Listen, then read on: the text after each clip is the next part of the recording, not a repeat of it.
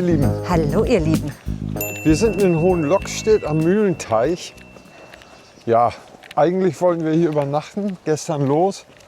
Aber dann war das Wetter so übel oder langweilig bedeckt, haben wir keinen Bock gehabt. Ja, haben wir gesagt, dann machen wir lieber am Sonntag einen Tagesausflug. Gucken wir uns das hier erstmal an, ob das überhaupt übernachtungsgeeignet für uns ist. Und deswegen sind wir heute hier, werden ein bisschen rumlaufen, ein bisschen rumlümmeln und uns ein köstlich Mahl hoffentlich zubereiten. Ja, wir wollen noch was kochen und zu so einem Fledermausbunker und Munitionsdepot noch hin. Aber der Mühlenteich ist auch hier total malerisch, ne? Richtig schön. Allerdings auch nicht gerade unbeliebt, obwohl es kalt ist. Laufen hier immer noch jede Menge Leute rum. Und er scheint sehr bekannt in der Umgebung und beliebt bei Kindern zu sein, weil es da nämlich auch gleich einen Spielplatz gibt. Also alles richtig gemacht, weil zum Übernachten wäre uns das nicht einsam genug. Nee, Wir sind ja die verschrobenen Typen. wir wollen dann lieber unsere Ruhe haben. Da stehen auf dem Parkplatz auch schon 2 Campingmobile. Und 2 ist definitiv schon zu voll. Flugplatz in der Nähe, aber überall hier so kleine hübsche Ecken, kleine Brücken, kleine Wandererin. Wanderin oder Wandererin? Das ist eine gute Frage. Ich glaube Wandererin. Eine wandernde Frau. Ja, dann haben wir auch gleich was über die Weinbergschnecke gelernt. Die scheint ja auch sich auszutoben. Und überall an den Bäumen sind hier Nistkästen. Also hier wird noch richtig Wert auf Naturschutz gelegt, ne?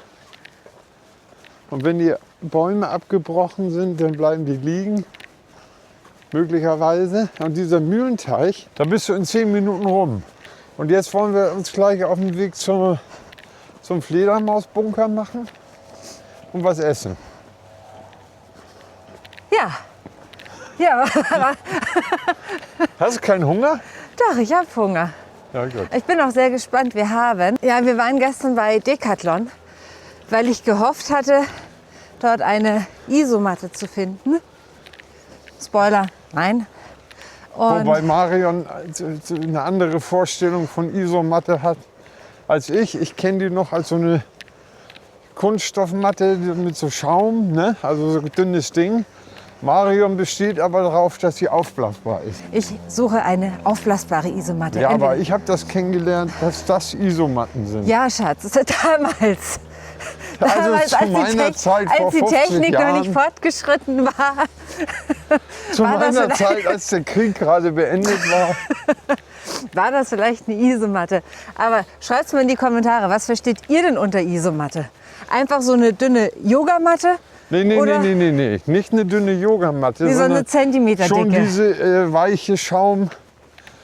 Also nicht, Schaumstoff, sondern wie heißt denn das? Dieses aufgepustete. Ja, die wissen, weiche Zuschauer Zeug. wissen schon, was du meinst, weil sie sind schlau. Genau. So, was versteht ihr unter Isomatte? Und Marion besteht drauf, die muss aufblasbar sein. Genau. Da sage ich ja, das ist ein neumoderner Kram. Sowas suche ich jedenfalls. Na egal, wir sind ein bisschen abgeschweift. Bei Decathlon haben wir dann solche, wie heißen die denn? Ja, diese Trockennahrung. Tracking Food. Genau, so Tracking Food gefunden. Da haben wir uns mal 2 Tüten mitgenommen. Und die werden wir mal testen. Wobei ich sagen muss, dass ich auf diesen Laden nicht besonders stehe, Decathlon. Das ist so ein Outdoor-Ausrüster. Also die haben vorwiegend nur Klamotten. Ne? Du denkst, du bist in Ja. der Boutique. Also im Nachhinein habe ich auch gedacht, wir wären besser zu Globetrotter gegangen. Ja. Da hätte ich eher gefunden. Da gibt es was ich nämlich suche. bei Globetrotter gibt's auch Gadgets und all sowas und Outdoor-Zeug. Aber da also- kann ich stundenlang rumgucken. Also so Technikkram, kleine Öfen und eben so was man hat. Aber bei Decathlon, Decathlon. nichts gegen den Laden, aber das ist wie 1000 Schuhe, 1000 Hosen, Jacken. Ja, ein bisschen anderer Kram haben sie schon, aber mir gefällt das nicht gut. Und jetzt sind wir auch schon rum um den See.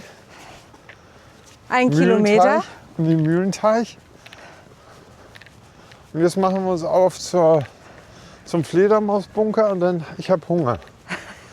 Marion ja offensichtlich nicht so. Es geht. Ich hatte vorhin sehr Hunger. Weil wenn sie Hunger hat, dann ist sie wie so ein Küken im Nest mit aufgerissenem Mund, quäkt sie.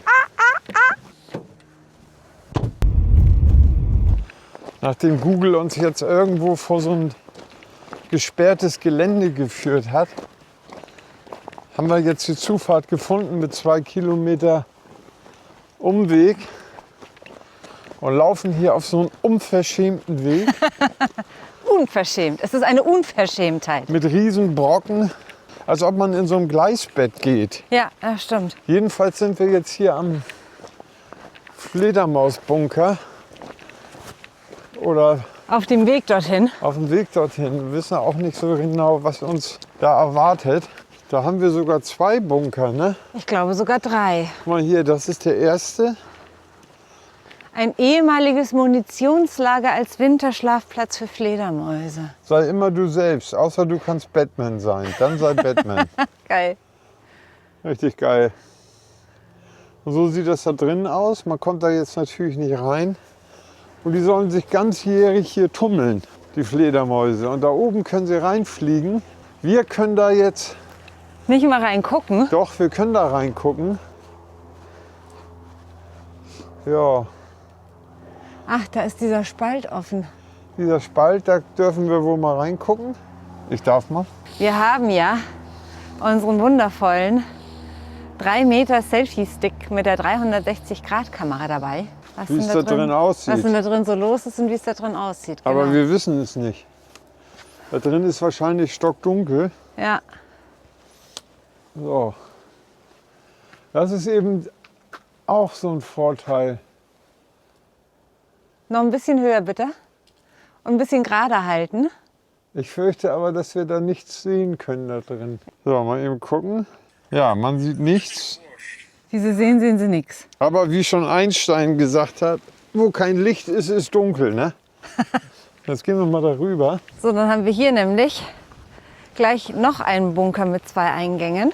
Also hier kann man bestimmt auch schöne Runden drehen. Dennis hatte uns auch vorhin angeschrieben, hat gesagt, hier kann man gut laufen. Hat uns eine schöne Runde geschickt. Und das wäre auch Teil der Route. So, an diesem Bunker, da haben sie gleich hier so eine Oh, natürliche Sperre gebaut. Ich will auch nicht in den Bunker reinleuchten in irgendeiner Nee. Form. Da habe ich keinen Bock drauf. Also man könnte jetzt an die Kamera auch noch ein Licht dran machen, aber da habe ich keinen Bock drauf. nee, nachdem das Naturschutz ist, tun wir auch gut daran. Sag mal, sind das auch so alte? Das sind alles Munitionslager, Alter. Ja, ne? Ja, wie in Kellinghusen. In Kellinghusen hatten wir doch dieses Atomlager mit Atomsprengköpfen. Ja, genau. Die sehen genauso aus. Ja. Das haben sie hier aber zugemauert, ganz im Gegensatz zu Kellinghusen. Da kann man rein, aber ist natürlich nicht spektakulär. Ach, Und so guck geht mal. das hier weiter, und zwar richtig weiter. Ja, das ist einer nach dem anderen hier. Das hätte ich jetzt nicht gedacht. Ich auch nicht. Wir dachten, dass das ein Fledermausbunker ist. Und hier geht es jetzt immer weiter und weiter.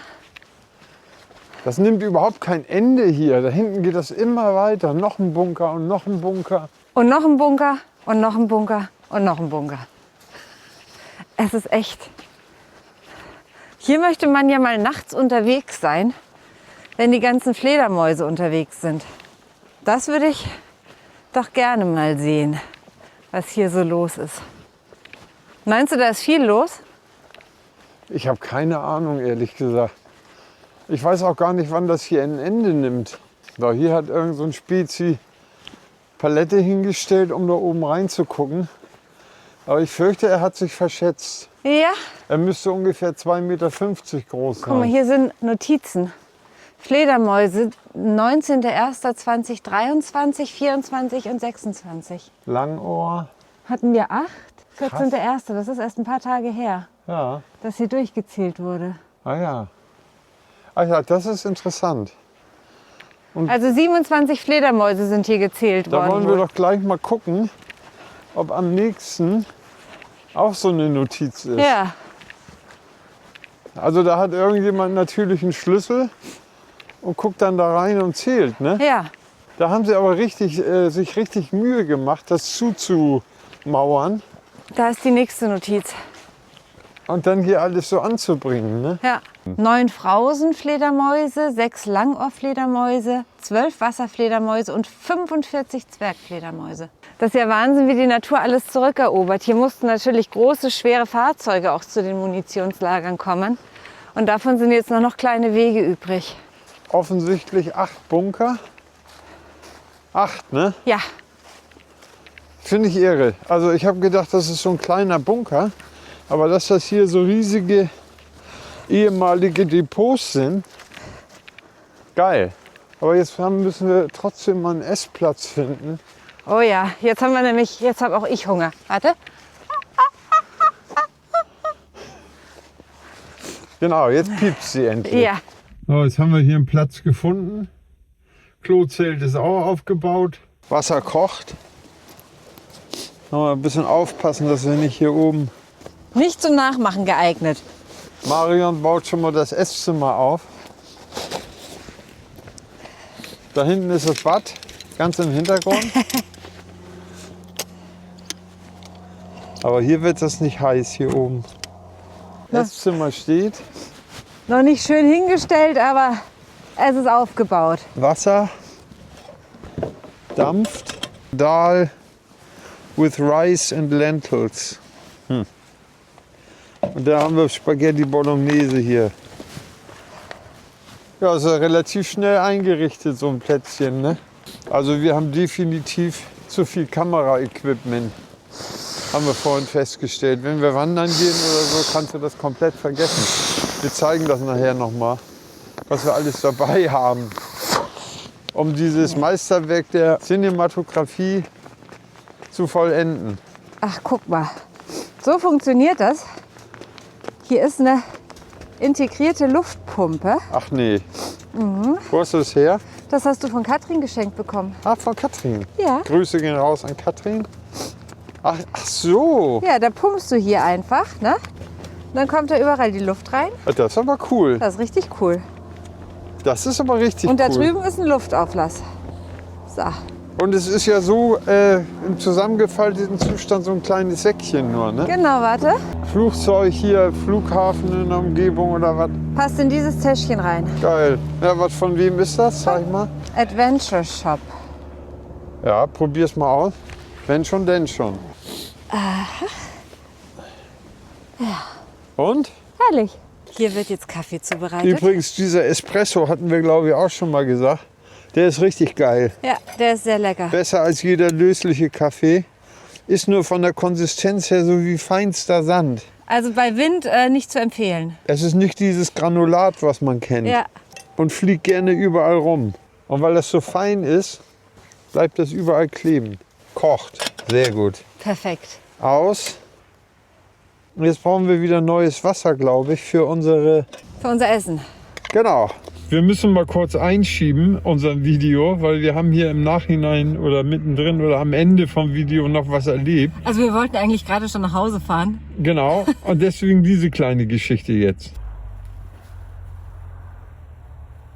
Da landet hier mal eben so ein Flugzeug auf dem Feld. Kannst du dir nicht aus? Ich glaube, der hat Probleme. Alter Schwede. Der ist auf dem Feld, ne? Ja, der ist sieht mir aus, als wäre er auf dem Feld gelandet. Krass.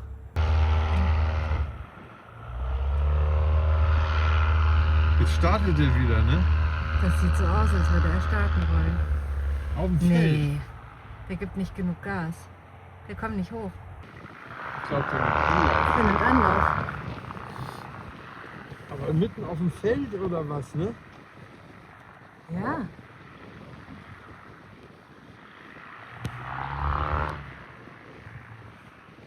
Jo, der nimmt Anlauf.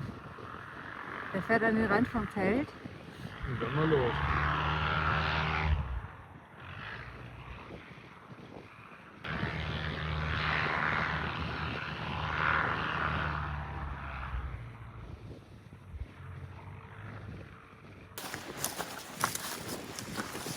Brauchst du Hilfe?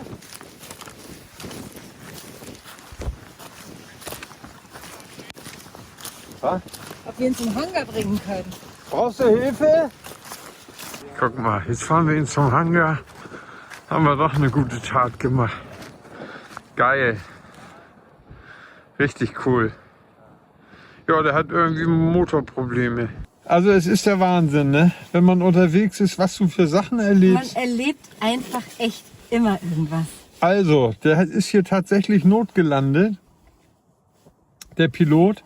Und zwar ist der da übers Feld geflogen und dann ist er zurückgekommen und hat dann nochmal Anlauf genommen und wollte nochmal starten. Ging aber nicht. Der Motor hat keine Leistung, deswegen ist er hier gelandet, notgelandet. Er hatte gehofft, dass er noch mal ein bisschen auf Leistung kommt. Ein bisschen was war noch da, aber er ist nicht mehr auf Leistung gekommen. Also sind wir dann hingelaufen zu ihm und haben gefragt, ob er Hilfe braucht. Und da hat er gesagt, ach ja, das wäre ganz nett, wenn ihr mich zum Hangar fahrt. Hier ist nämlich ein Flughafen, Hungriger Wolf heißt der. Ja. Und da haben wir ihn hingefahren. Ist keine 5 Minuten weg von hier. Und jetzt holt er seinen Werkzeugkoffer Und jetzt musste er hier auf dem Acker versuchen, und sein schraubt da Flugzeug auf dem, zu und reparieren. macht das alles selber. Und wir sind im Moment total sprachlos, also irre. Der war total entspannt. Ach, das ist aber nett, dass ihr mich dahin fahrt, holt sein Werkzeug und Ja. kommt dann hergefahren und macht das Ding wieder flott. Na, übersehen kann das ja nicht. Also ich kann nur sagen, geht raus. Geht raus, ihr erlebt Sachen. Zurück zum eigentlichen Video. Und während das hier kocht, haben wir gesehen, dass hier von Silvester noch dieses ganze Zeug rumliegt. Hier, hier, hier und hier. Und so ein Kanister. Und man soll ja immer jeden Platz besser zurücklassen, als man ihn vorgefunden hat. Das ist hier keine Kunst. Nee. Und dann räumen wir den Müll hier mal, nehmen wir mit. Und entsorgen den Scheiß, den wir hier finden. Ja. Ich habe bei Silvesterresten ja immer ein bisschen Sorge, dass da irgendwas ist, was noch Da, in die Luft gehen da könnte. geht nichts in die Luft. So, Kartuschenwechsel, glaube ich. Ja, brummelt immer noch ein bisschen. Aber viel kommt da nicht mehr, du. Ja, dann wechseln wir. Das war noch die erste Flasche, die wir hatten. Okay. Verrückt. So, Wasser kocht. Ach so, jetzt sind da Zahlen drin. Genau, da haben wir eine Skala. Bis wohin sollen wir? Und das soll bis Stufe 6 aufgefüllt Na gut, dann halt das werden. mal hier rüber. Ich sehe die 6. So, dann zumachen und Das soll man nicht umrühren? Ach so, doch bestimmt. Bestimmt macht es Sinn, erst umzurühren. Dann kommt Nummer 2. Und der soll bis 7 oder was? Der soll bis 7 aufgefüllt werden. Na dann. Oh, das riecht lecker. Wie lange sollen die? Deine 8, meiner 9. So, ich probiere schon mal. Ne? Ja, probier mal. Guten Appetit. Guten Appetit. Kostet 9 Euro.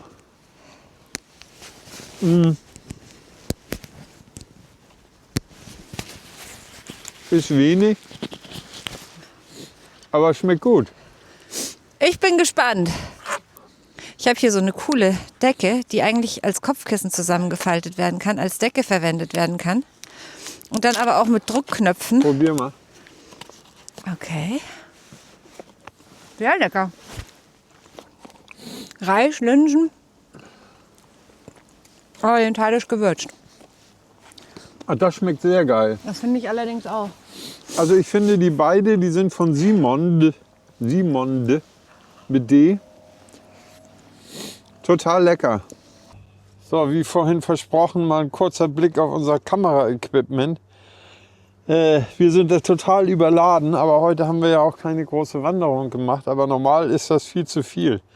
Wir haben hier in der Hand habe ich jetzt die Osmo Action 6. Dann haben wir die Neo 2 und den Controller und das Ladegerät für die Neo 2. Den 3 Meter Selfie-Stick mit der Insta360 360-Grad-Kamera. X5.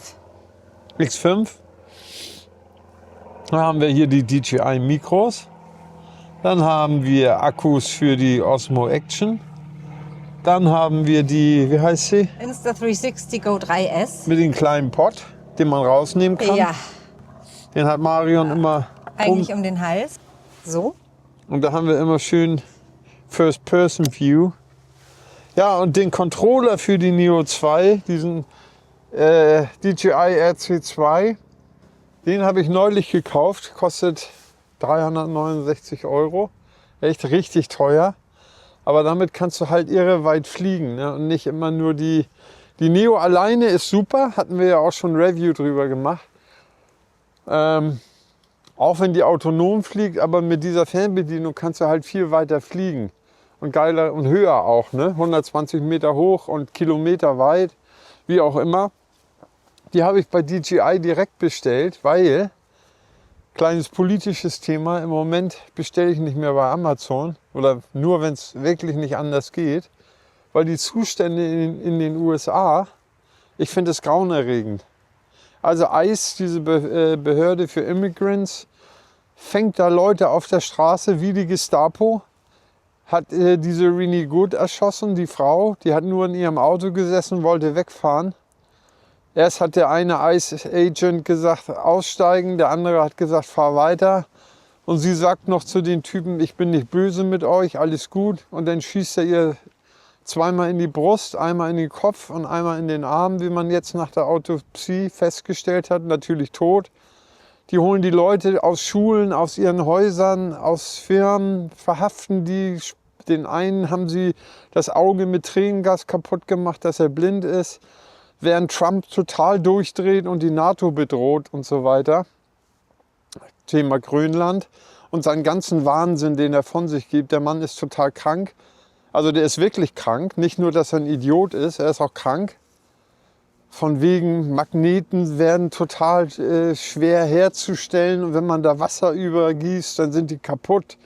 Was er da alles so für Irrsinn von sich gibt und seine Speichellecker um ihn rum. An vorderster Front natürlich Vance, der Vizepräsident. Der hat dann zum Beispiel gesagt, diese Renee Good, das sei eine Terroristin gewesen, das ist eine ganz normale Mutter gewesen, hat einen Hund hinten im Auto gehabt und ihre Frau dabei, die hat das alles mit ansehen müssen. Es ist eine Katastrophe und aus diesem Grunde gibt es mein Geld oder unser Geld nicht mehr für USA-Firmen, wenn das möglich ist. Ist nur ein kleiner Anteil, dieses Land zu boykottieren, nicht die Menschen, gar nichts gegen die Menschen, aber gegen die Regierung auf jeden Fall. Und dieses Geld kriegen sie nicht mehr. Ich kaufe nicht mehr bei Amazon, wir gehen nicht zu Burger King, nicht McDonald's. Wir gucken, was ein Hersteller ist, auch Lebensmittel haben wir. Was haben wir da noch? Milka haben wir jetzt rausgeschmissen, Milka? weil das Mondelez ist. Was ist das? Mondelez, nee. Ja. Milka ist, ja, egal. Man muss halt Milka mal drauf. ist jedenfalls auch letztendlich unter einem US-amerikanischen Konzern. Ja, jetzt haben wir eine Rittersport erstmal wieder gekauft. Rittersport, genau. Und man muss natürlich auch zusehen, ohne jetzt national sein zu wollen, dass wir uns selber stärken müssen. Wir müssen europäische Firmen unterstützen. Genauso Apple. Wir haben alles von Apple. Behalten wir auch, werden wir nicht wegschmeißen. Natürlich auch, wenn wir nicht wegschmeißen. Aber es wäre wirklich mal an der Zeit, dass wir EU-weite Alternativen erhalten zu den ganzen US-amerikanischen Produkten. Und ich glaube, gerade eben die aktuelle Situation, unsere Energieabhängigkeit von Russland, unsere gerade technikweite Abhängigkeit von den USA, wir sind zu wenig autonom in Europa. Ja, und wir müssen uns stärken, ne? Also wir müssen die EU stärken und dass das Geld hier bleibt. Ja. Ganz klar. Und zwar aus genau dem Grunde, dass ein Wahnsinniger plötzlich meint, er müsste Dänemark überfallen. Grönland. Ja, so ist es. Naja. Und seine Verbündeten und auf alles spucken. Also das ist der totale Wahnsinn. Und ich finde ja nichts langweiliger als Politik.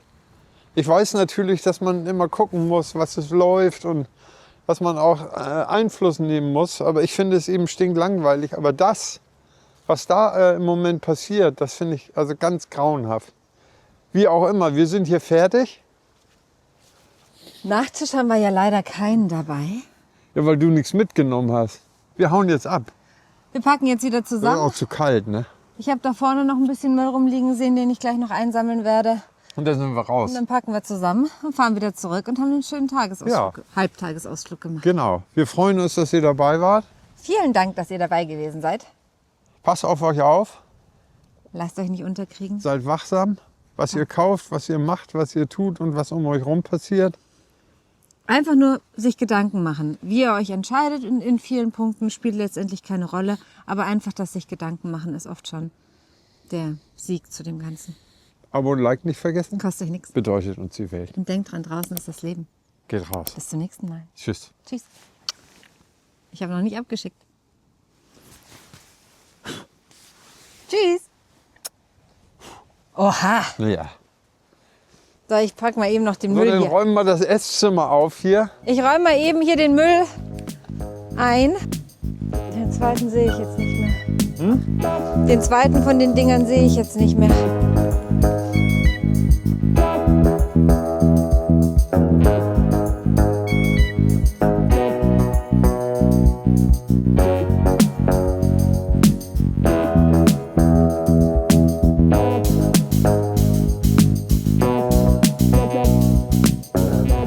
Das Abenteuer nimmt kein Ende.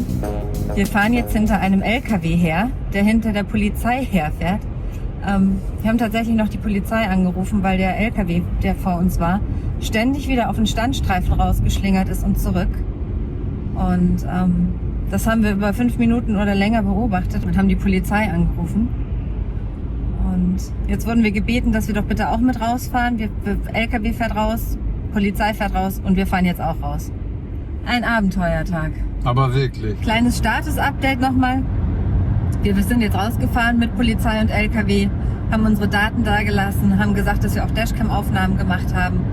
Und dann wurden wir wieder in die Freiheit entlassen. Es kann ja auch mal sein, dass der was hat, ne? Dass der irgendwie ein medizinischer Notfall ist. Ja. Oder irgendwas. Irgendwie sowas. Es war jedenfalls tatsächlich so auffallend, dass wir gesagt haben, das können wir so nicht stehen lassen. Ja, waren sehr nett, die Polizisten, haben sich bei uns bedankt und jetzt geht's aber wirklich nach Hause.